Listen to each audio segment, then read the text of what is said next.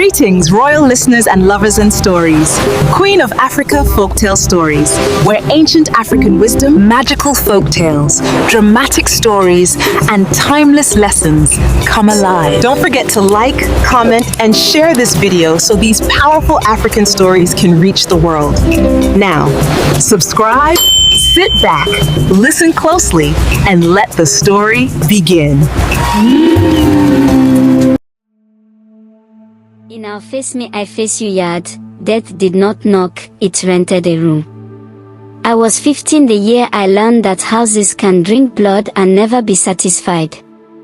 They called our compound Alajeji, though no one knew who named it so.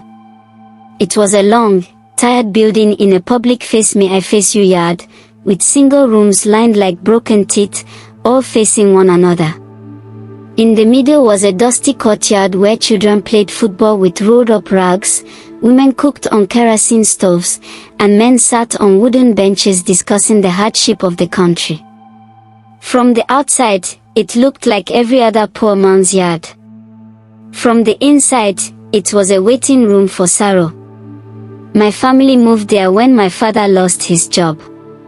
I remember my mother forcing a smile as we carried our few bags into room 7. "It is temporary," she said. "God will help us." At first, nothing seemed strange, just the usual noise of chorus, radios, crying babies, and the smell of palm oil and burnt food. But before one rainy season passed, I began to notice a pattern. A terrible, repeating pattern. The couples fought like people possessed. It didn't matter who lived in the room or how loving they were before moving in. Once they settled, shouting followed. Plates flew. Chairs broke. Husbands slapped walls, wives tore clothes. In room 1, a newly married couple smashed their television barely 2 weeks after moving in. In room 4, a man destroyed his bed with a pestle during a fight, screaming that his wife was the reason his life had stopped moving forward. At night, their voices echoed through the yard like angry spirits arguing over unfinished business. Even children learned to sleep through curses. Then came the births, and the deaths. Women got pregnant easily in that compound. Bellies grew round, baby clothes were bought, names were chosen.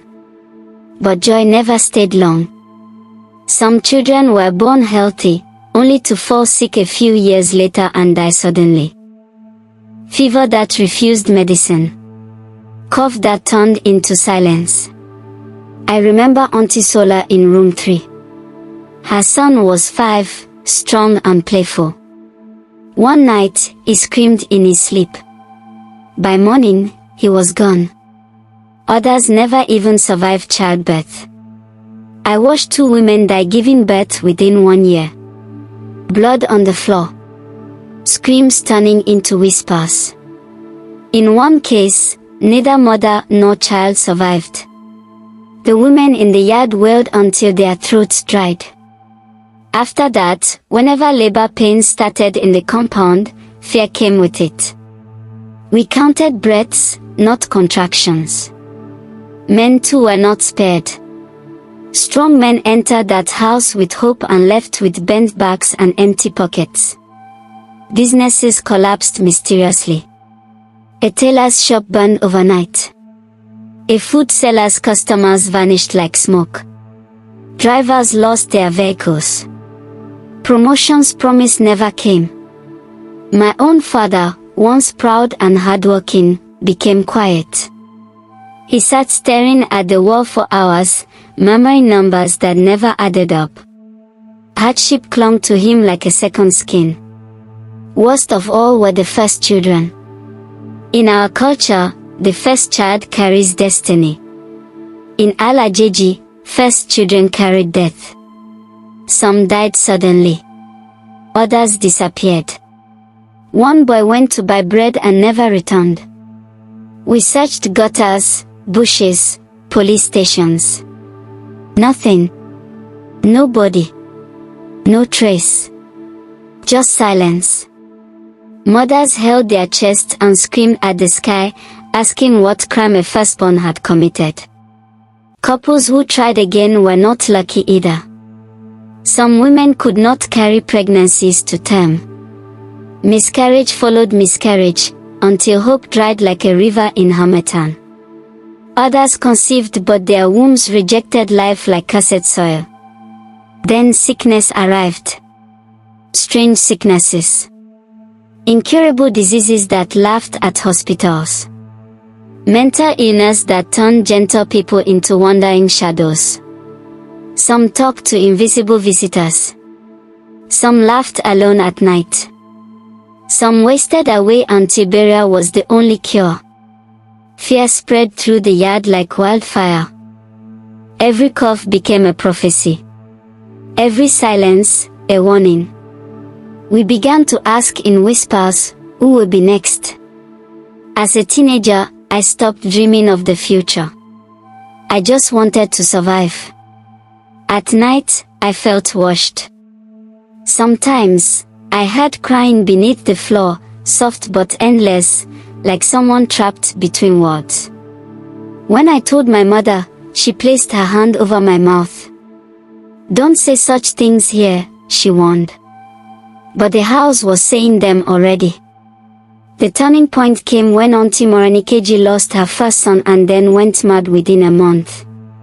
She roamed the courtyard screaming that the house was hungry, that it wanted more blood. People laughed at first. Then they remembered all that had happened. That was when the tenants gathered. Under the mango tree in the yard, men and women sat with fear written on their faces. For once, nobody fought.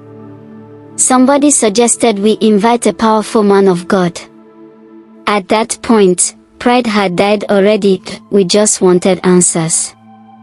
The pastor came on a hot afternoon, carrying only a Bible and a small bottle of oil.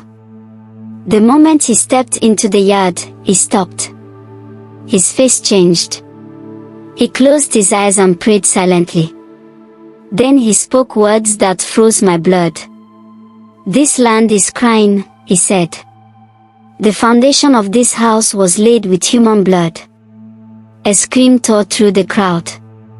He revealed that the original owner of the house, long dead, had been a powerful occultist.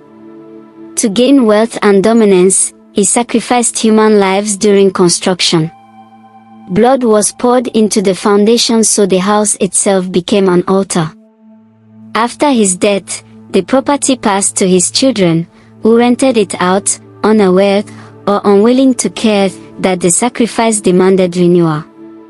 Every strange death, the pastor said, is payment. Every hardship, every miscarriage, every madness, it is the house collecting what it was promised. People fell to the ground crying. Then the pastor prayed. He prayed until sweat soaked his clothes.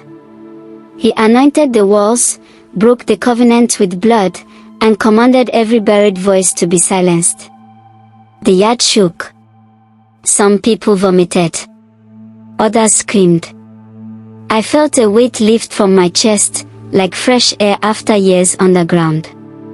When it was over, there was a silence I had never known, peaceful, not deadly. In the months that followed, things changed. Fights reduced. Pregnancies ended in laughter, not funerals. Businesses slowly revived. My father smiled again. Fear loosened its grip. Not everyone stayed. My family left soon after, carrying scars but also freedom. Now, years later, I still remember Alajeji. Some houses shelter people. Some houses feed on them. And whenever I pass a Face Me I Face You yard, I listen closely, because walls, when built with blood, never forget how to speak.